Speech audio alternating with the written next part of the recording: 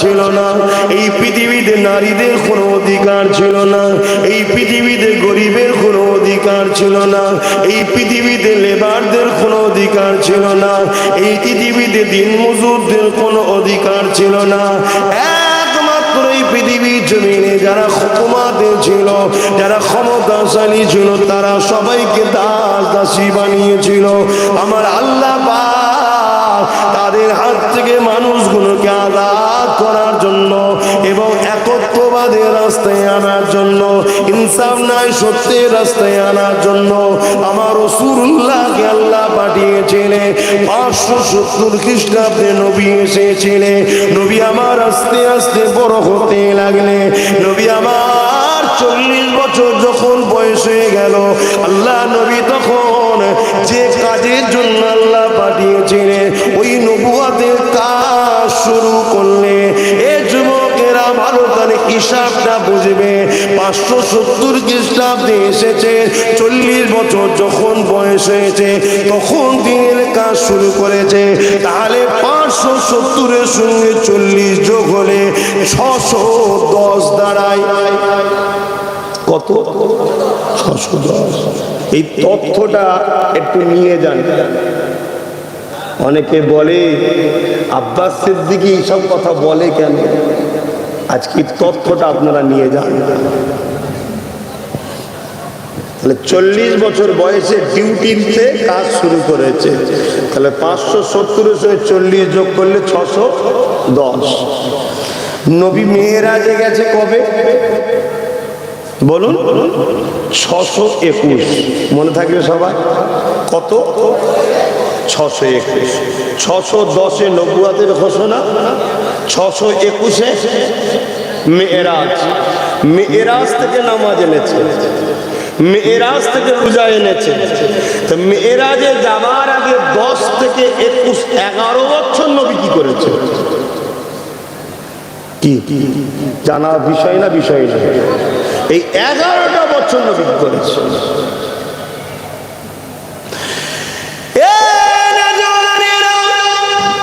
আসসালাতু মিরাজুল মুমিনিন, নামাজ হলো মুমিনদের জন্য আল্লাহ পাকের দিদার স্বরূপ। নামাজ তো কোনোভাবে ছাড়া যাবে না, কেননা হযরত মুসা আলাইহিস সালাম যখন আল্লাহ পাকের সঙ্গে কথা বলতে গেলেন, কি আল্লাহ পাককে জিজ্ঞাসা করলেন, আল্লাহ আমি আপনার সঙ্গে কথা বলি, আর কি কেউ আপনার সঙ্গে কথা বলে?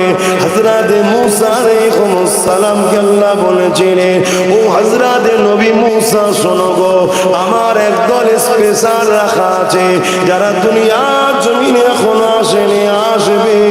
তারা আমি আল্লাহ আমার সঙ্গে কথা বলবে।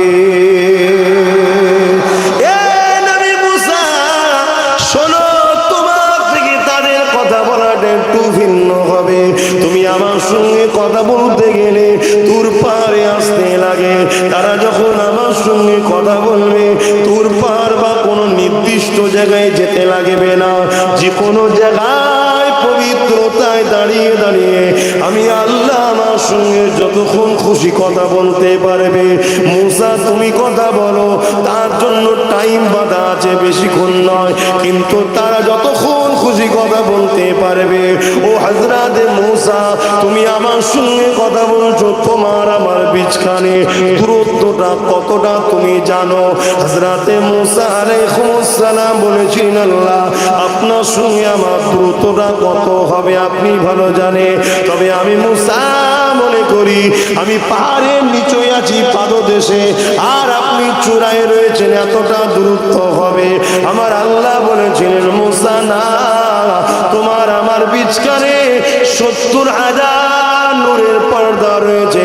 একটা পর্দা থেকে আর একটা পর্দা 10,000 বছরের রাস্তা বা ইখতিলাফ 70,000 বছরের রাস্তা।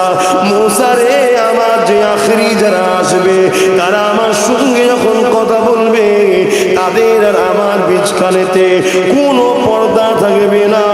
70,000 পর্দাকে উঠিয়ে দেওয়া হবে, একেবারে সামনাসামনি কথা হবে। আরো জোরে বলুন সুবহান।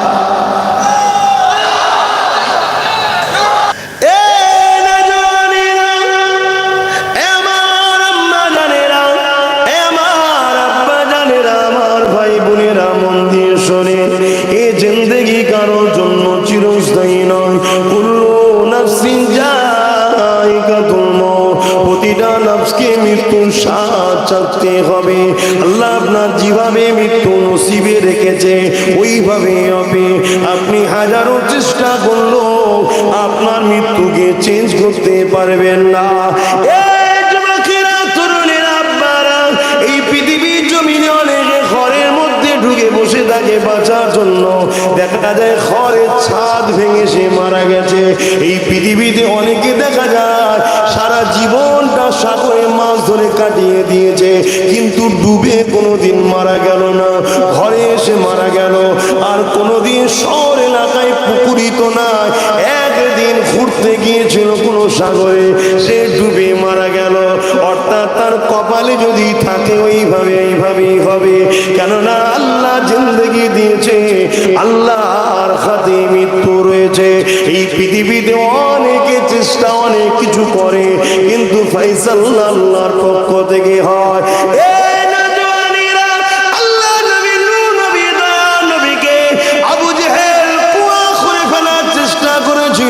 কিন্তু দেখা গেল ওই কুয়ার মধ্যে আবু জেহেল পড়ে গেল। সে নিজে করেছে, নিজেই চিনতে পারলো না। কিন্তু পৃথিবীর সমস্ত দড়ি রশিগুলোকে ওই কুয়ার মধ্যে নামানো হতে লাগলো, কেউ তুলতে পারলো না। যতটা নামাই কম পড়ে যায়। আমার রাসূলুল্লাহর কাছে খবর গেল, আমার নবী পাক এই কুয়া ধারে আগিয়ে আসলে ওই সময় কুয়ার ভেতর থেকে আবু জেহেল বলতে লাগলো,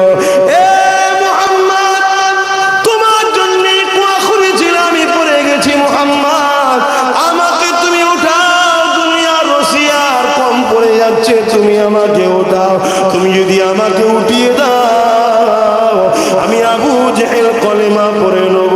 আল্লাহ নবী হাতটা বাড়ালেন, যেখানে দুনিয়ার রশি কম পড়ছিল, হাতটা বাড়ালেন, সঙ্গে সঙ্গে আবু জেহেল হাত পেল, নবী ধরে তুলে দিলে। দুনিয়া অনেক চেষ্টা করেছে আমার নবীকেও ক্ষতি করার, এত ভেঙে পড়ছে কেন নবীর উম্মত? হ্যাঁ, আল্লাহ পাকের কাছে মুসা আলাইহিস সালাম জানতে চাইলেন ওই বান্দা কোন কারা। আল্লাহ পাক আমি কি জানতে পারি? আল্লাহ পাক জানিয়ে দিলেন মুসা রে, ওই বান্দা হলো তারা যারা আমার হাবিবের উম্মতি হবে। আরো জোরে বলুন সুবহান।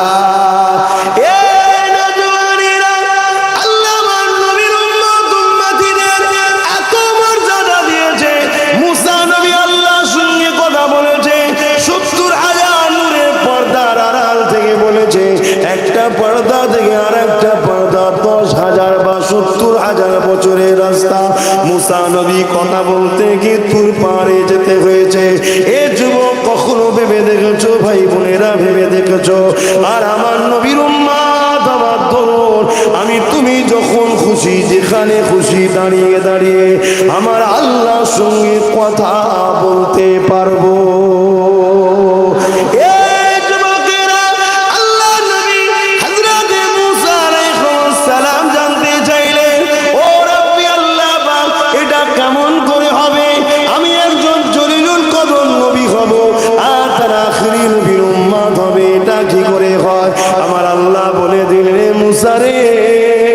আমি আল্লাহ তোমাকে বানিয়েছি যার খাতিরে, তিনি হলেন আমিনার লাল, তোমার আমার নবী মুহাম্মদ রাসূল।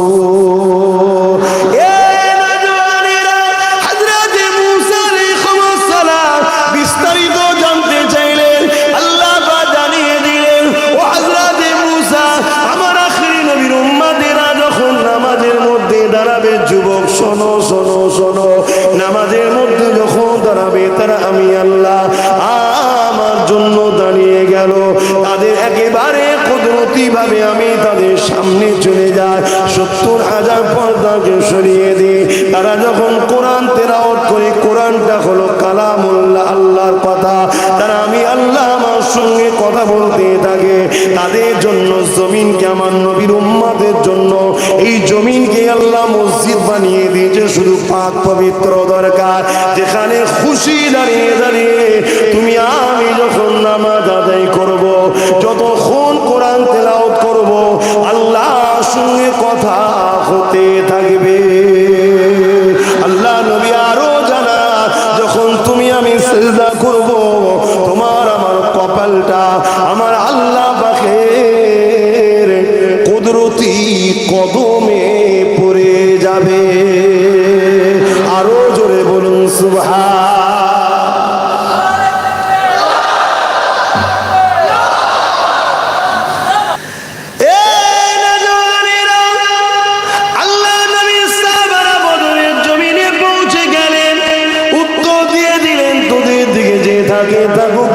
আমাদের দিকে তো রাসূলুল্লাহ রয়েছে। আজ আমাকে অনেক ভাইরা বলে, ভাইজান কি হবে, বাবাজি কি হবে? আরে বোকা, ওদের দিকে সৈন্য থাকতে পারে, মিলিটারি থাকতে পারে, পুলিশ থাকতে পারে, ফোর্স থাকতে পারে, সব থাকতে পারে। মনে রেখে দিও, আমাদের দিকে কিছুই যদি না থাকে, আমাদের দিকে আল্লাহ ও নবী রয়েছে। পরীক্ষা নেবে, চলার শুরুটা হবে খুবই কষ্ট, কিছুটা যাবার পরে আল্লাহ পরীক্ষা যখন শেষ হয়ে যাবে, বান্দা আমার হয়ে গেছে, আমার হয়ে গেছে, তখন তোমাকে আল্লাহ সাহায্য শুরু করে দেবে। তোমরা কি ইতিহাসটা ভুলে গেছো? বদরের জমিনে আল্লাহ নবী যখন এর মধ্যে দুটো ছোট ছোট বাচ্চা ছেলে দুটোর কথা শুনতে শুনতে ইচ্ছুক তোমরা সবাই? আহা, আমরা কি করলাম!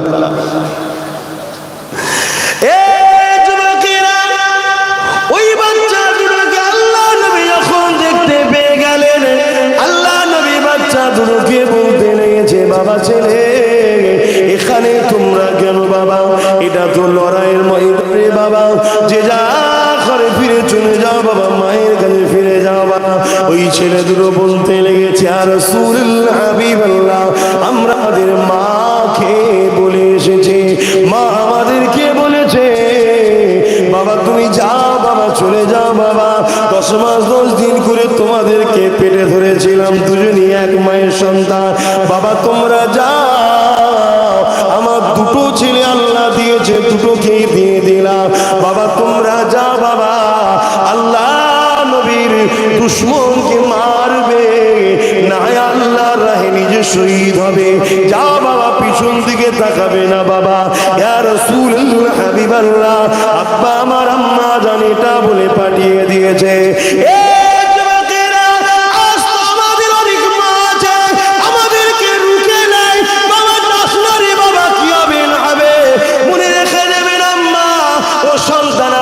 আল্লাহ পরীক্ষার জন্য দিয়েছে, ওই সন্তান আপনার যতটা না আপন, তার থেকে বেশি আল্লাহর সৃষ্টি, আল্লাহ ওর জন্য বেশি আপন।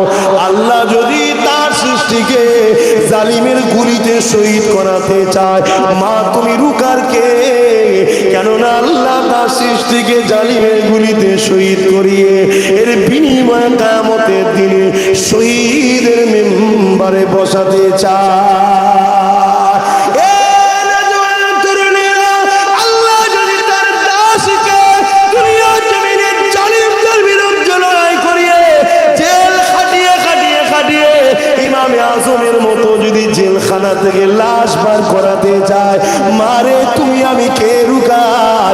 আল্লাহ তো দিয়েছে তোমাকে আমাকে কিছুদিনের জন্য, কিন্তু এই মালিক তুমি তোমার বাচ্চার মালিক নয়, মালিক হলেন সৃষ্টিকর্তা। হ্যাঁ, তোমার বাচ্চা যখন গান শুনতে যায়, মা তোমাকে বারণ করা দরকার ছিল, বারণ করুনি। তোমার বাচ্চা যখন যাত্রায় যায়, মা তোমার বারণ করা দরকার ছিল, তখন করুনি। তোমার বাচ্চা যখন চোরদের সঙ্গে পতাকা ধরে হাঁটতে যায়, মা তখন বারণ করা দরকার ছিল, তখন করুনি। তোমার বাচ্চা যখন ইসলামের দুশমনদের সঙ্গে উঠাবসা করে, মা তখন তোমার বারণ করা দরকার ছিল, তখন করুনি।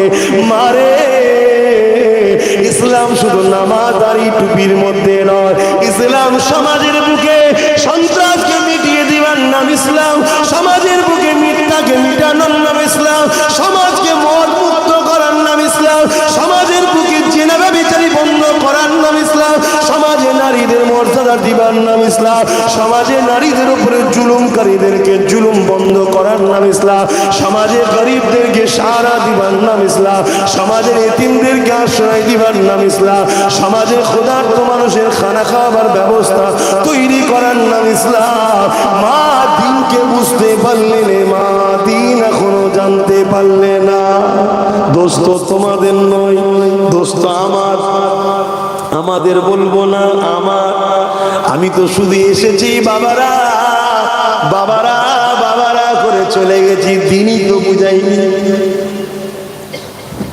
দোষ এদের হবে কি করে? আজ যখন বুঝাতে শুরু করেছি, সাপের ন্যাজে পা তুলেছে, সাপ পানা দিচ্ছে, অথচ আমরাই দুধপালা খেয়ে বড় করেছি।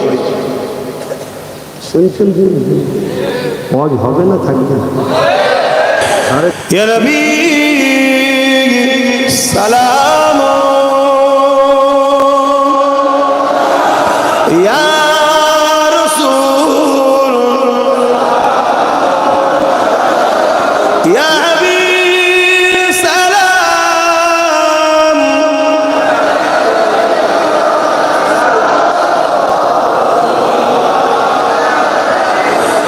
طلع البدر علينا من شنيعة الوداع وجب الشكر علينا ما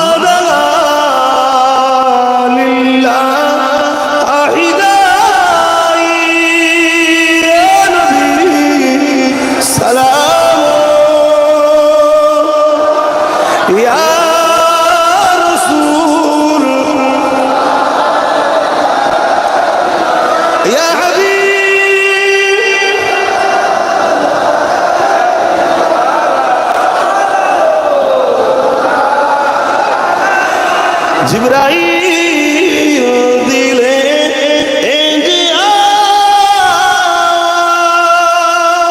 খুলে দাও আসমানের দুয়ার, এসেছে নবী ঈদের সরদার করিতে আল্লাহ